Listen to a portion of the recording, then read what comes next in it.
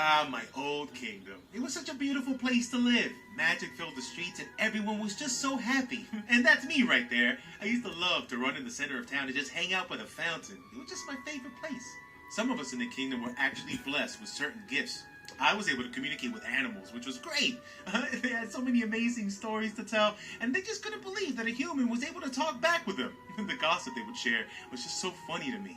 This was the day that I met my best friend Bubbles. She appeared out of nowhere and never wanted to leave my side. And there's my mom back there watching over me. She used to work long hours at the castle and would have our family friend, Sir Edmundo, or Eddie, as I called him, watch over me while she was away.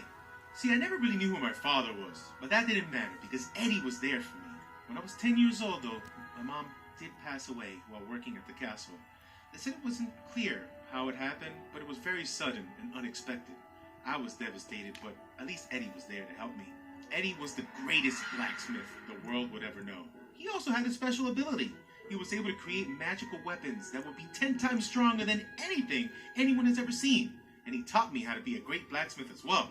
I would tinker all day and night trying to improve my skill as Eddie and Bubbles would just fall asleep as I practiced. The sound of steel clanking into the anvil would just be peaceful to them, I guess. It was great having them by my side.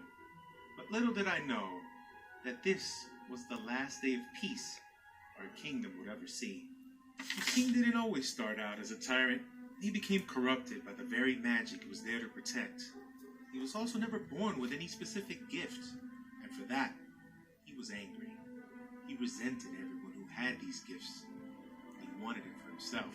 He wanted to consume this magic, drain it from the lands, and use it for his own personal gain.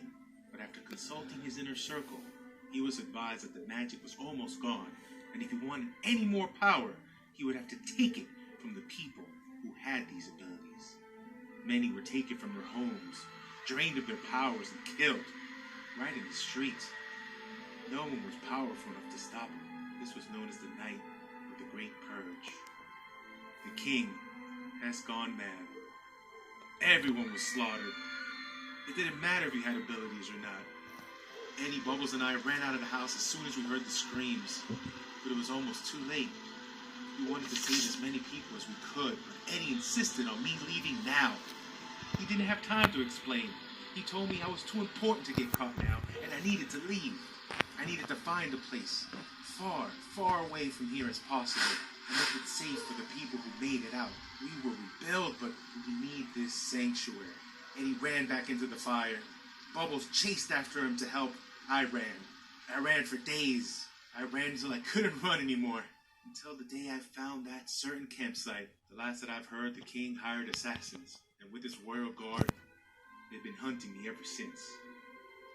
And they won't stop until all the magic